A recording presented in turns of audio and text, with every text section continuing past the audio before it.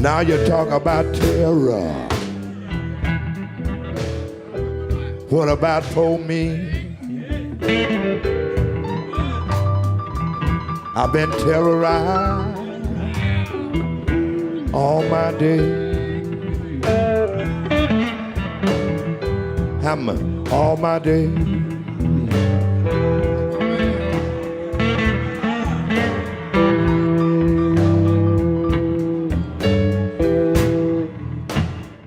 In May 2016, a monster wildfire engulfed the city of Fort McMurray in the Canadian province of Alberta, destroying thousands of homes and forcing the evacuation of 88,000 people.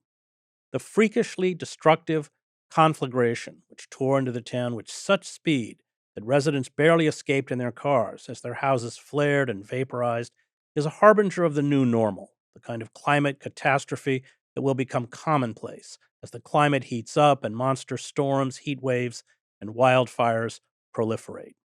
Fort McMurray is in the heart of the Alberta tar sands, one of the largest concentrations of crude oil in the world. The tar sands produce 98% of Canada's oil and are the United States' largest source of imported oil. This oil, among the dirtiest fossil fuels on Earth, is a leading cause of atmospheric pollution, releasing massive amounts of carbon dioxide.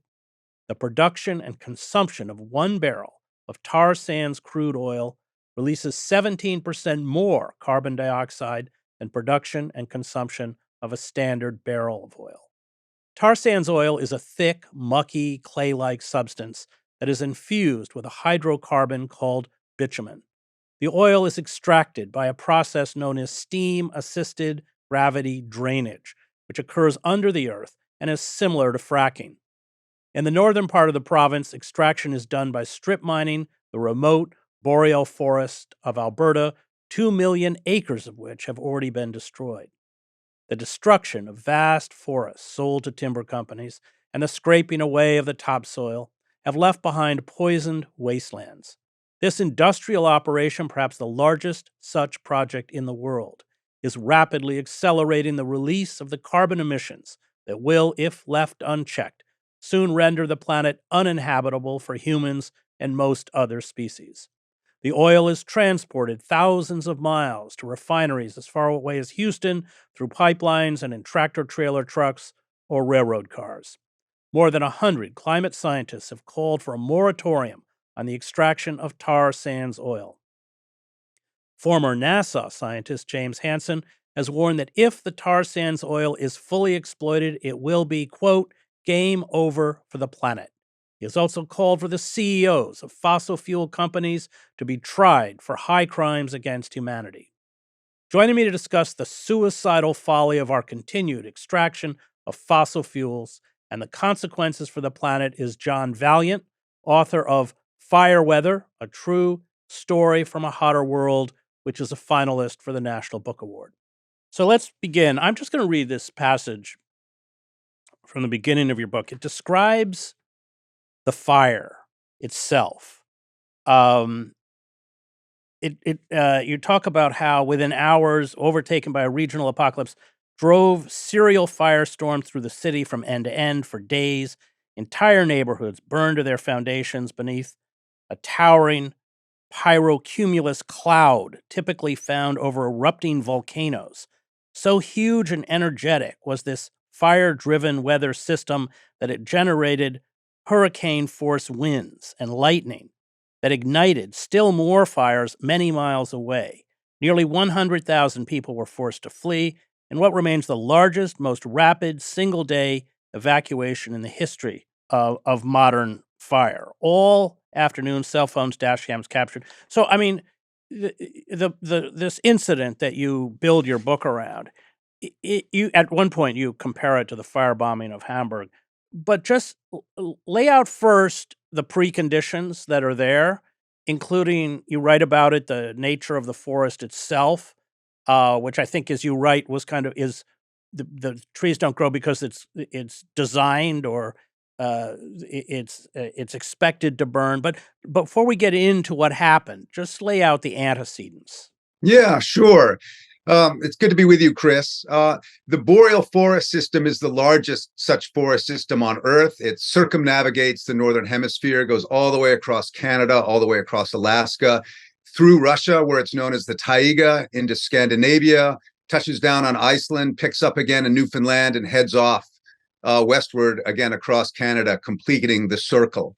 Alberta is about half boreal forest. And one way to understand Alberta is it's basically the Texas of Canada. So a lot of the same values, interests, economy, religious emphasis, alienation from federal government, all of that can be found in Alberta too, along with this very, very flammable, naturally flammable forest system.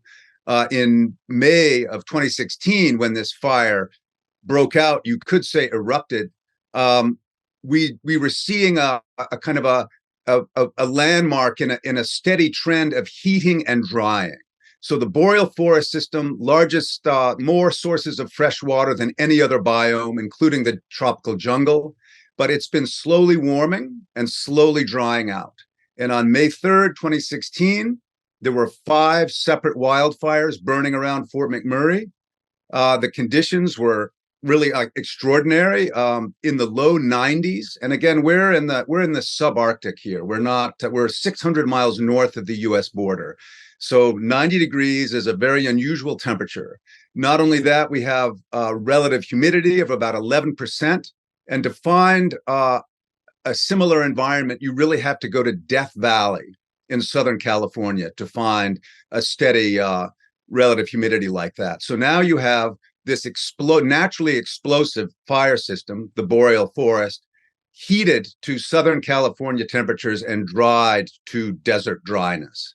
And you put a fire in there, and you put a wind blowing in the wrong direction, and you don't have a normal wildfire, you have a firestorm. And so radiant heat, a really quick science lesson here, radiant heat is the heat coming off the fire. It's the heat that tells you not to touch the candle or put your hand in the fire.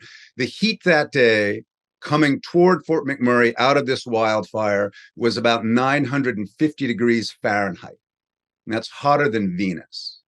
And let's talk about the natural cycle within the ecological system. You're right. One of the reasons the trees never get very big or very old is because, in spite of all that water, they burn down on a regular basis. They're designed to. Yeah, so the boreal forest system, we don't think about it too much because it's so far north. It's very sparsely inhabited up there. So enormous fires are natural. You really can have 1,000 square mile fire, that would be headline news if it was in California, and it will pass without a ripple in the Canadian news cycle because they're relatively common.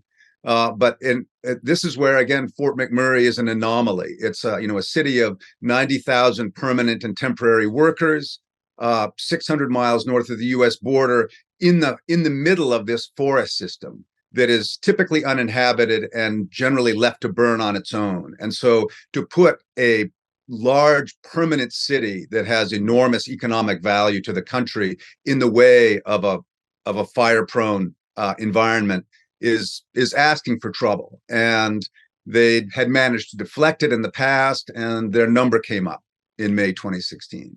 Let's talk about the extraction. As I told you before we went on the air, I visited Fort McMurray and driven up through the tar sands.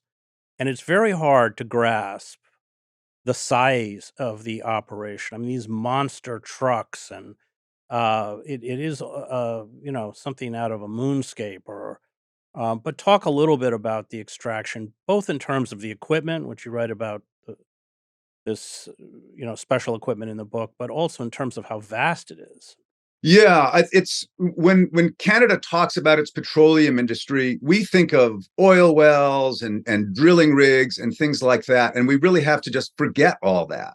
And what it's closer to is a massive coal mining project. And so bituminous sand it's literally sand soaked in bitumen, which is basically tar. And no ordinary person would ever imagine extracting oil from that. But Well, you read in the book that it's only 10% bitumen. Yeah. So it's about 90% or 85% sand quartzite sand, which is a really hard mineral, 5% water, bits of clay, and then this tiny percentage of actual bitumen, which has to be dug up with giant machines. And when I say giant machines, I'm talking about cranes and shovels that are, have scoops about the size of a garage. And the trucks that they then fill with this material weigh 400 tons empty. So that the trucks themselves are the size of 3-story houses. The wheels are 13 feet tall. Everything is kind of steroidally large. And it's because the landscape itself is so vast, it's very hard to even find a scale for it until you stand a person next to it, and people just disappear in that environment. So you have these massive shovels digging up this bituminous sand, which grows under the boreal forest. So before you can even dig anything, you have these even larger bulldozers that just plow the forest up into heaps. And then the shovels come in, the trucks, are driving, across this blackened landscape, and they come to these upgrading facilities where they basically heat up this bituminous sand and melt the tar out of it. So this is, again, the goal here is to make a petroleum product, but they literally squander, in my view, billions of cubic feet of natural gas every day just to melt the bitumen out of the sand. And all you have after you've burnt all that natural gas are vats full of tar, which is essentially driveway sealant. And so then to actually render it into something like petroleum, you have to heat it again in these pressurized tanks. And that takes more natural gas and produces extraordinary amounts of pollution. And then, in the petroleum industry, you're fractionating usable elements of whatever petroleum product you're trying to render. And here they get this oil-like substance that then has to be piped or trucked south to American refineries that can handle heavy, dirty oil. And then it needs to be heated again. So when you think of the amount of fossil fuel that is used simply to get this to the factory where it can be turned into something resembling oil, it's called synthetic crude. It is cheap and abundant, but extraordinarily wasteful. And I spent some time in the book trying to explain the business case, but no ordinary business person would take it on because it's so extraordinarily inefficient and wasteful. Here's your description of what it looks like. I mean, a pretty good one, having been there myself. Mile upon mile of black and ransacked earth, pocked with stadium-swallowing pits and dead, discolored lakes, guarded by scarecrows in cast-off rain gear and overseen by flaming stacks and fuming refineries, the whole laced together by circuit board mazes of dirt roads and piping, patrolled by building-sized machines that, enormous as they are, appear dwarfed by the wastelands they have made. The tailings ponds alone cover well over 100 square miles and contain more than 250 billion gallons of contaminated water and effluent from the bitumen upgrading process.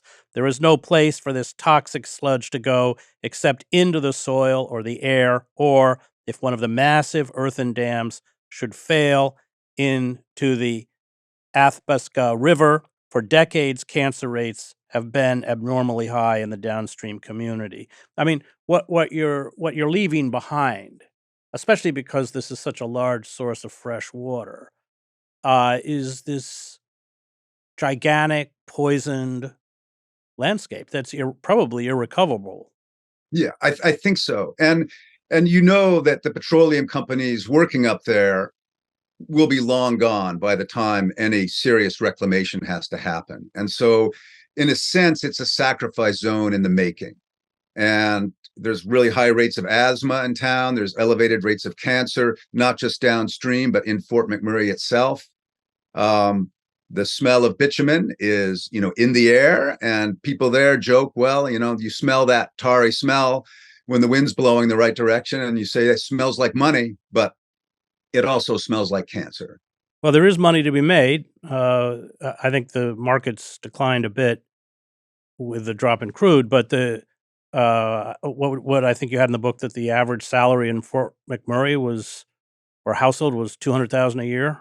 It's an extraordinary. It's like a hothouse up there, and all kinds of people from across Canada. There are some really depressed parts of Canada, especially in the Maritimes on the East Coast. Ever since the cod fishery collapsed, people have really struggled to make a living there, and so a third of the population of Fort McMurray is from the East Coast of Canada, from Newfoundland and Labrador and Nova Scotia and places like that.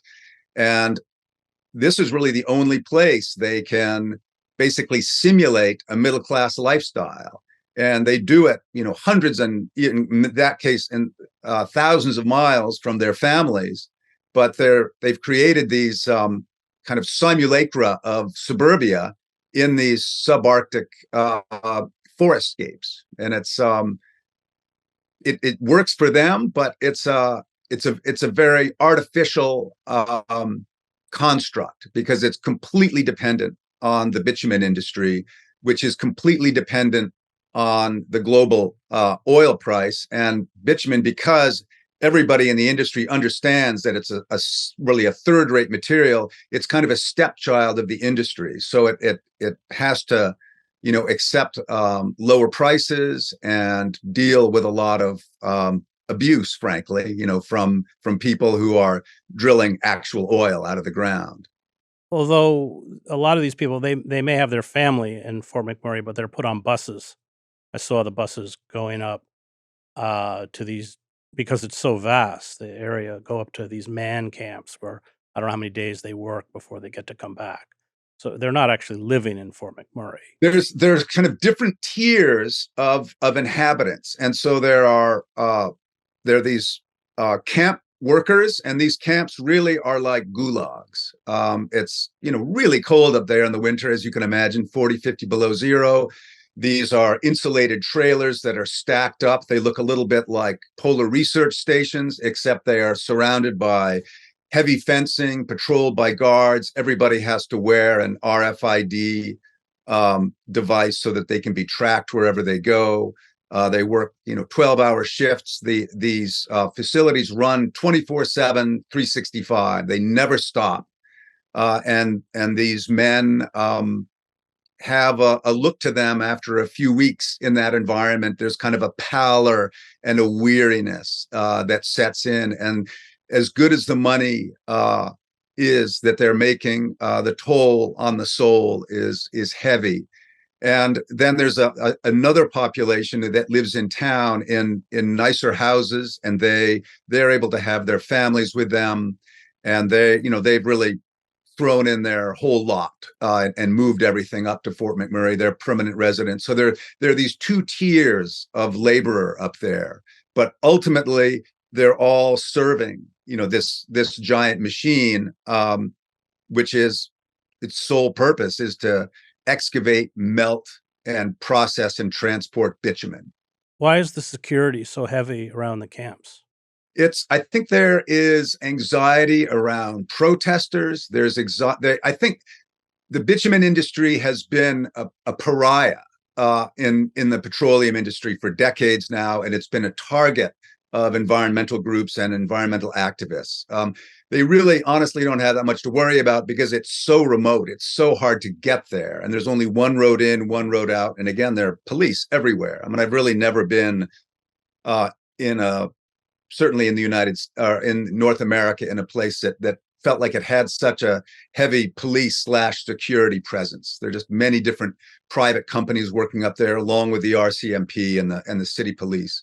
And I think there is, I think the workers also, because it's so, I mean, you hear about this in Williston, North Dakota, and other boom towns in Texas. When you get that many men together, far from their families, working extraordinarily hard, paid extraordinarily well, the incidents of drug use and other kinds of violence, internal and external, are elevated, because the normal governors aren't there. There's really a lack of civility, frankly, and the normal stabilizing characteristics of a multi-gendered, multi-generational society are substituted by police, order, fencing, really rigorous systems of control. You check in, you check out. It's a kind of like a low security prison, I would say, comparable to that. Let's talk about wildfires. You write that they're not single entities, and you divide them into 3 distinct parts. What are those parts, and how do they work? Yeah, it's the behavior of wildfire is really varied and kind of depends on its stage of growth and what the nature of the fuel is. So we've all seen a cigarette fire on the side of the road, which is kind of a slow spreading blackness that might, glow at night, but even in the daytime, you might not see it except for the smoke on the leading edge. And then as it gets into larger fuels, leaves, underbrush, you might see actual flame. And then depending on heat and wind really are the deciding factors for whether a fire will succeed or not. If you've got hot conditions and windy conditions, and you get into some good fuel, underbrush, and then susceptible trees, especially conifer trees, which are in abundance in the boreal forest, then you'll get those flames climbing up into the architecture of the trees and then the forest. And as it climbs, fire wants to climb. We all know heat rises. It's rising up into the treetops, and it's sucking in wind from underneath because it needs oxygen all the time. So the fire, it's helpful to think of it as a breathing entity, and it's pulling oxygen in from all around and rising up into the architecture of the trees. And so there's this rushing kind of chimney-like effect. And so where the fire is in a way kind of happiest, most energetic, most charismatic and dynamic is up in the treetops. And then it's pulling in wind from down below. And as that heat builds, as the whole tree is engaged, you have this increasing heat, increasing wind, which then actually just builds on itself. So it becomes almost a self-perpetuation machine. And if you have, again, hot enough, dry enough, windy enough conditions, that those flames will then begin to leap from treetop to treetop. And what fire is doing, why it's hot, is what the heat does is it releases vapor, it releases hydrocarbons from the fuels around it. That's the purpose of the heat. And so what the fire is sensing that we can't see is vapor. And that's why you see these explosive fireballs and massive surges of flame coming out of big boreal fires, because that's the superheated vapor rising up and then ignited. So imagine an empty gas can, the way, even though there might not be a lot of liquid in it, it will still explode in a spectacular fashion. Well, that's really what the fire is enabling in the forest, for all those hydrocarbons to release in this gaseous cloud that then ignites. And that's when you see, especially a boreal fire in full run, it's called a rank 6. It's comparable to a Category 5 hurricane. These flames can be 300 feet tall. They can send fireballs just kind of rolling up into the smoke column for another 1,000 feet. The fire front can be many miles wide. They're really less like fires and more like tidal waves of flame, just rolling across the landscape. And they are charismatic, terrifying, and really impossible to stop once they get running like that. You have this amazing story from, is it the Chisholm Fire in 1950? So I'll let you tell it. I mean, so NASA or NORAD or somebody is monitoring global weather from a satellite feed, but you can pick it up from there. Yeah. This was in 2001, and just about 100 miles or so south of Fort McMurray, again in the boreal forest. But this fire ignited under similarly hot, dry conditions. And I think it was a Navy satellite observer in DC, and he saw this aerosol injection, this giant smoke plume erupting out of the forest of Alberta. And he knew there are no volcanoes there. So what else could send up a jet of smoke like that with that much ferocity and energy into the stratosphere. And the only other thing he could think of that could do that is a nuke. And so they literally inquired to the authorities in Alberta, have you just detonated a nuclear device? And they said, no, we haven't. And when the fellow in DC, identified the zone on the map where this was happening, that was the Chisholm Fire, which has gone down in the record books as the most energetic, intense, and ferocious wildfire ever measured on Earth. And it's got a lot of competition, not just from Alberta, but from California, from Australia, and even Siberia. So it was an extraordinary event. But it was, in a way, a bellwether for what was to come. And Alberta has produced some of the most intense fires ever measured since then. In the book, you ask us to look at fires from a different perspective. And at the top of chapter 12, you quote Ray Rasker, the co-founder of Community Planning Assistance for Wildfire. And he says, "We don't have a forest fire problem. We have a home ignition problem. As soon as you come to that realization, it changes your view on wildfire." Yeah. People talk about human beings being people of the corn. And I think really more apt certainly in the 21st century is we are people of the hydrocarbon. And not only is our entire economy, or 80% of it anyway, driven by fossil fuels at this point, but an extraordinary percentage of the things that we interact with and even wear are derived from petroleum products. So our clothes, our shoes, our mattresses, our playground furniture, we have tar shingles, we have vinyl siding, we have vinyl windows, we have all kinds of plastic laminates in our flooring. Most of us go to bed at night on petroleum products, in terms of the what our bed sheets might be made out of, what our mattresses are made out of. So the home, which is this sanctuary for us, it's thought of as this kind of inviolable space where you can safely raise your family. When you heat it up to temperature, it begins to off-gas hydrocarbons just like the forest does, just like a gas can does. And so the modern home is, in fact, more flammable than a log cabin or a 19th century home that's made mostly out of wood, mostly furnished with cotton stuffed furniture or horsehair stuffed furniture, things that we think of as antiques now. But the modern home is really in a way a giant gas can, and we don't think of that when it's 75 degrees, but when it's 300 degrees because of the radiant heat coming off a fire, or 1,000 degrees because of the radiant heat coming off a boreal wildfire, it turns into something completely different.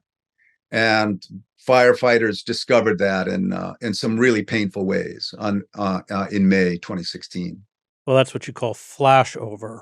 Yes. So again, talking about the point of the heat and fire is to release the hydrocarbons in a potential fuel, and the fuels that fire interacts with are in vapor form. They can't burn fire can't burn solids. It needs to heat the solids up until they begin to vaporize. And so when you have 1,000-degree heat coming out of a wildfire like the one that came into Fort McMurray on May 3rd, entire houses were heating up to 600, 700, 800 degrees. And so all the vinyl siding, all the glues and laminates and the plywood, everything was vaporizing. And so firefighters couldn't see it. Homeowners couldn't see it, but the fire could sense these giant billows of flammable gas in and around these homes. And so when I was speaking to firefighters afterward, they said, yeah, houses were burning to the basement in 5 minutes.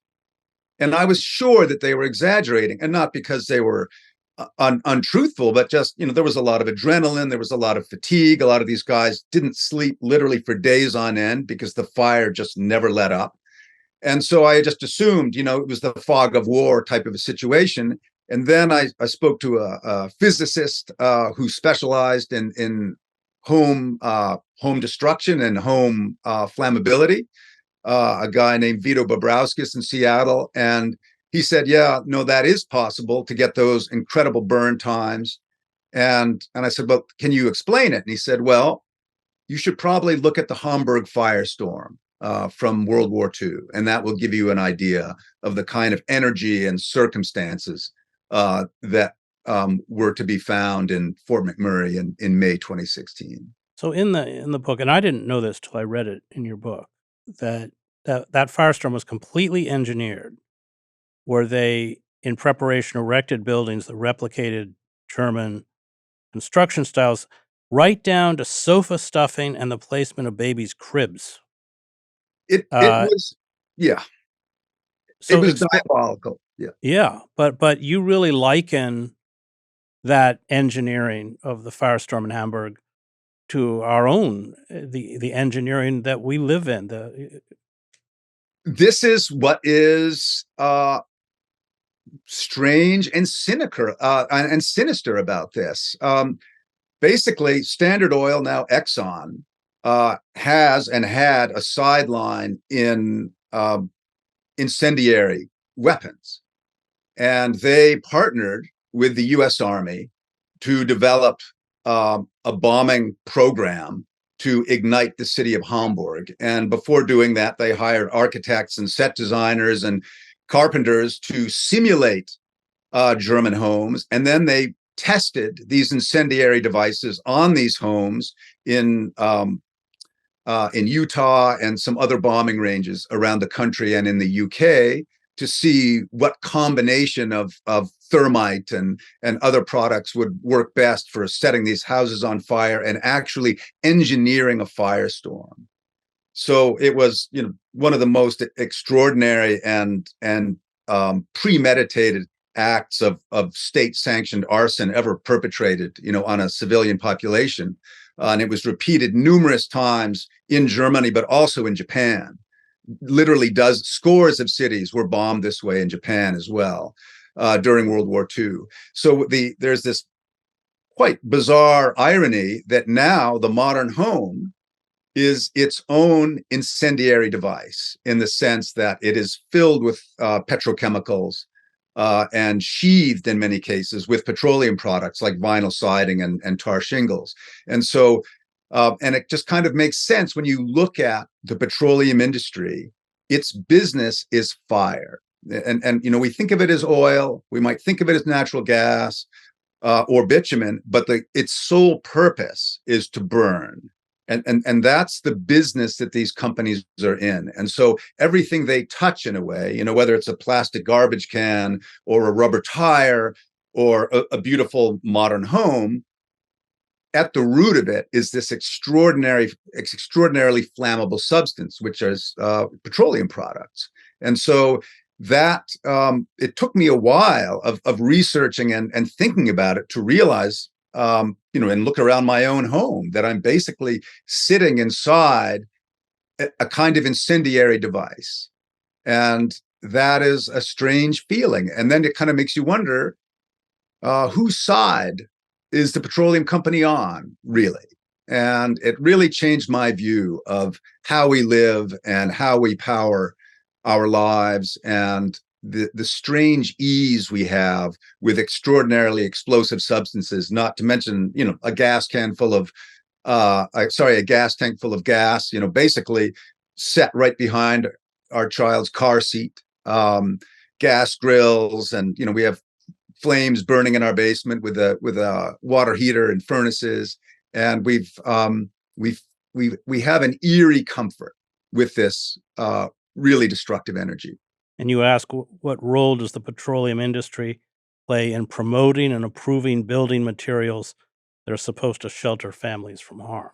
Yeah, there are fire retardancy ratings for all kinds of products, including mattresses and things like that. Many of those fire retardant substances are actually quite carcinogenic, and they only work up to a certain point. So no amount of fire retardancy will stop a house that's fully engulfed in fire, and certainly won't stop a house from burning if it is confronted with the kind of energy coming out of a forest fire that we saw in Fort McMurray, and that we've also seen, though, Boulder, Colorado, has had similar fires. California, Montana, Lahaina, was a really tragic example of that.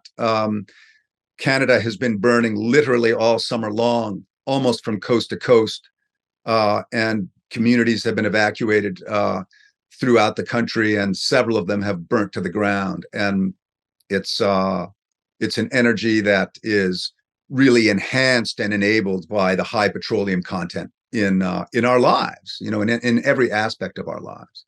Well, you call the age we live in the Petrocene.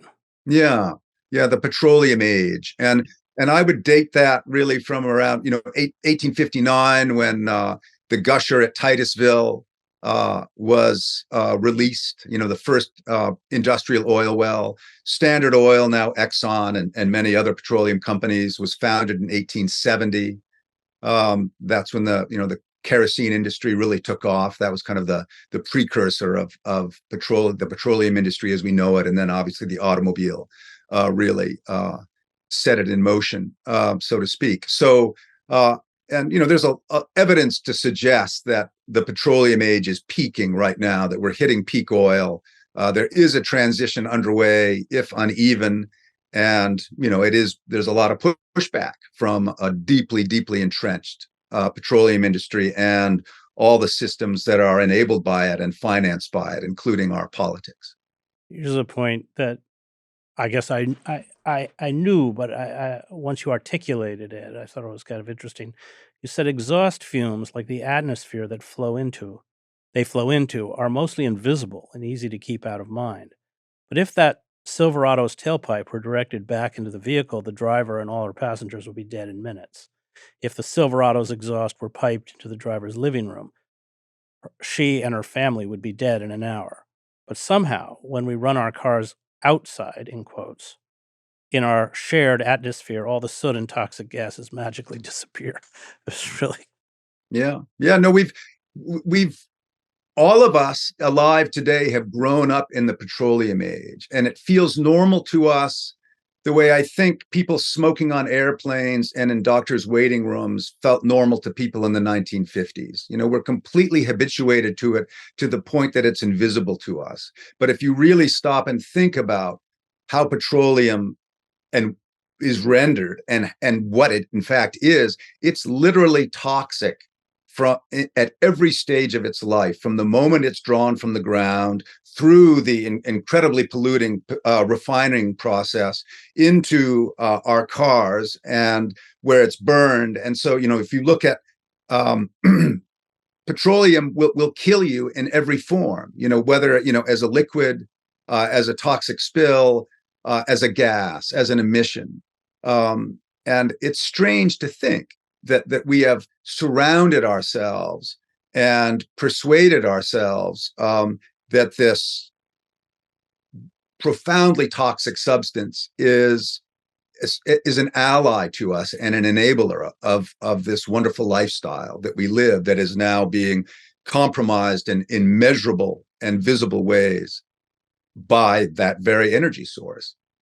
well, let's talk a little bit about that. You write about it. I think Ronald Wright called us the future eaters, but you also deal with this issue of convenience and luxury and power, the kind of power that fossil fuels give us. You talk about a woman driving a car, but talk about, so the science is there, and not just the science, but the breakdown of the climate itself is visible, and yet we don't react in any meaningful way, and that is an issue you deal with in the book. Explain why, or why you think we don't react.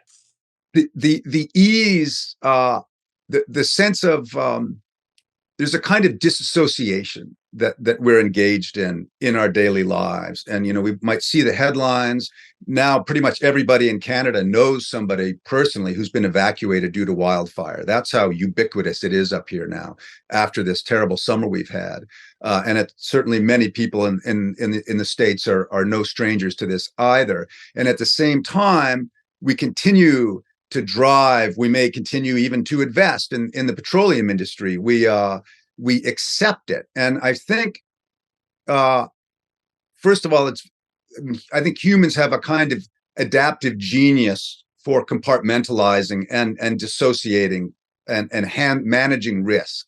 But I think also there is this allegiance to the status quo that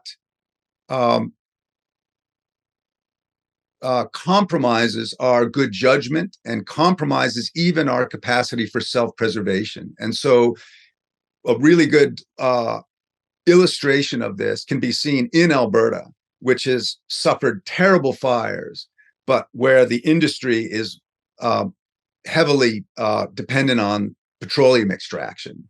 And so folks up there, I think there was this thought that when people went through climate disasters, they would become climate activists. They would kind of wake up. And in Alberta, people have gone through some of the worst fires you can imagine, really terrifying events. Many of them have PTSD. Many of them have health issues as a result of this, but they will still vote for a climate denying government who is pro-petroleum. And I think their lifestyle is so dependent on remaining allegiant to the industry and to all of its benefits in terms of the cash rewards of being associated with that industry, that it seems too expensive and frankly impossible to envision not being associated with it. And so that it made me look at petroleum executives in a different way. It's easy to see them as in all kinds of negative lights. But if you think of that, the petroleum industry is their status quo. Their entire professional life, their status, their friends, their whole social structure is built around a close affiliation with and acceptance of the petroleum industry as it is, with that status quo. To disconnect yourself from it, to depart from it, to criticize it, could almost be seen as a kind of social suicide, and certainly a professional suicide. And so I think that's where our clannishness, and I mean this in the best sense, we're family-oriented, community-oriented species. We evolved in small groups, intimately dependent on each other's approval and acceptance. And that lasts to this day. Our affiliation with the group, allegiance to the group, trumps everything else.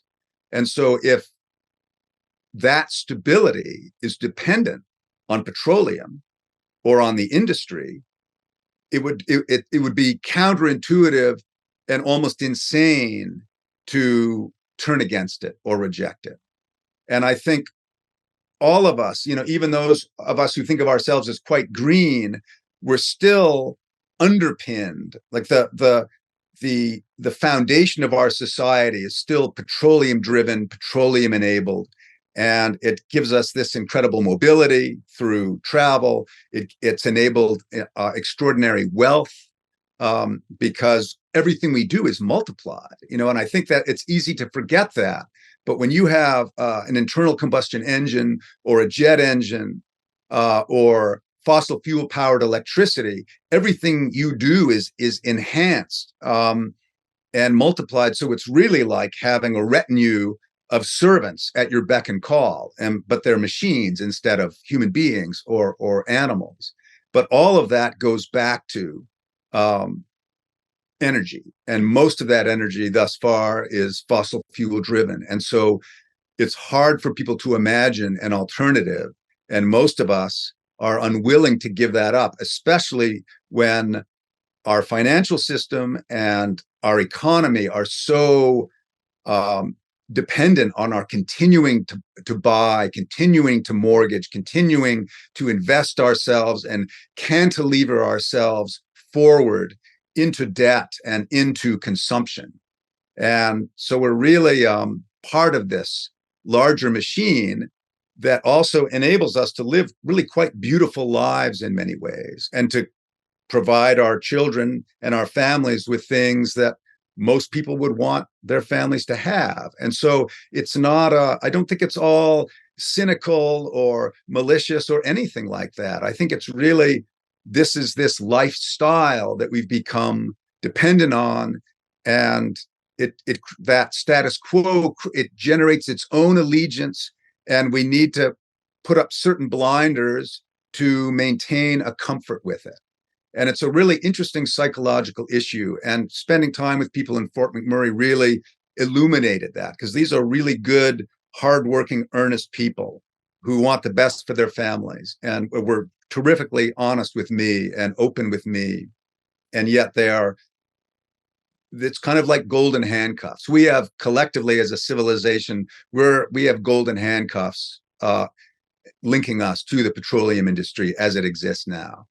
And transitioning out of that is going to really take a conscious effort. Well, I saw the same thing in southern West Virginia in the coal fields when Joe Sacco and I wrote Days of Destruction, Days of Revolt. Well, they're golden handcuffs. It's completely suicidal. Yeah, no, you're chained in a way. You're kind of handcuffed to the bumper of this juggernaut. And so you have to keep running behind it. You have to keep up with it. But it's going to keep going, and it is suicidal. And what a hallmark I feel of the 2020s is this increasingly extreme dissonance that we find ourselves in. Like almost everybody alive now is experiencing climate disruption of one kind or another. These deluge-like floods that would have been a normal thunderstorm 20 years ago, and now cars are floating around. And then the analog or the corollary to that are these terrible fires, terrible droughts, and heat waves, all of which are directly traceable to our appetite for fossil fuels. And yet separating ourselves from that, stopping that, getting off that wheel, if you will, seems impossible for so many. And indeed, for many it is, especially if you're beholden to a bank or any other debt carrier. So, well, as you point out in the book, the fossil fuel industry is very aggressive against people who say precisely what you've just been saying. Yeah. No, they're so entrenched, not just in our psyche, but in every aspect of our government, our religion too. And our media. So it's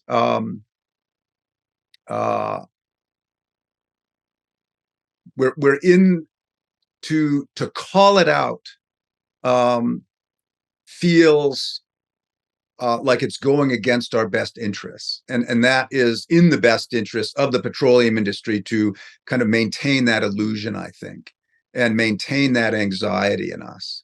That you don't go against us, don't, that there's in Alberta, what they say, when people criticize the industry there, they'll say, well, without us, you'd all freeze in the dark.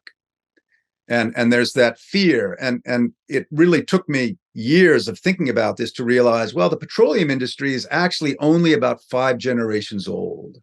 And human civilization is many millennia old. And we have lived without petroleum. And we've lived beautiful, productive lives that, in fact, were much healthier, much more intimately connected to nature and its rhythms than we do now.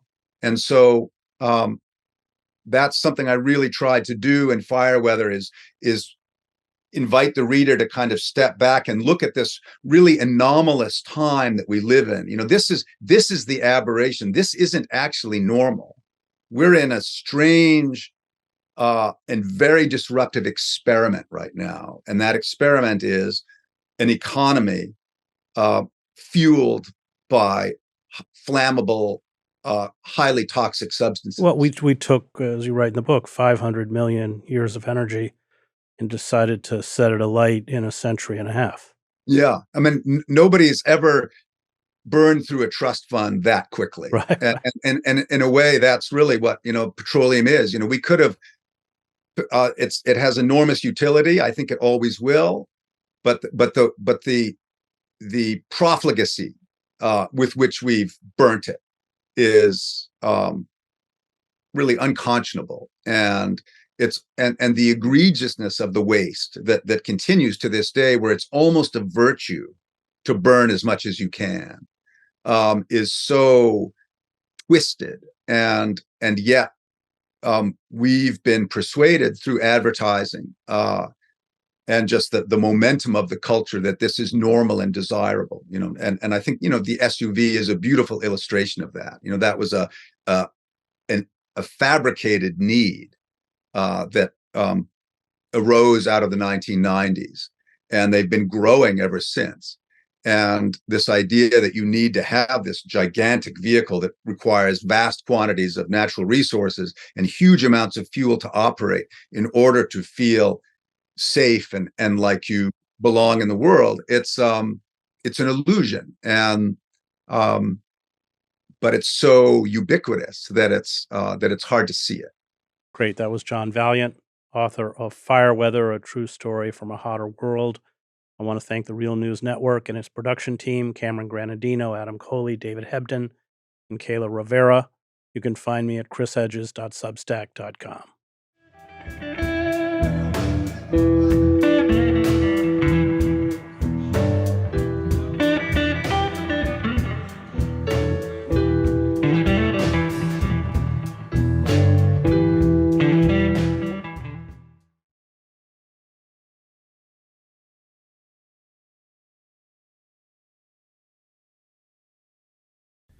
Thank you so much for watching the Real News Network, where we lift up the voices, stories, and struggles that you care about most.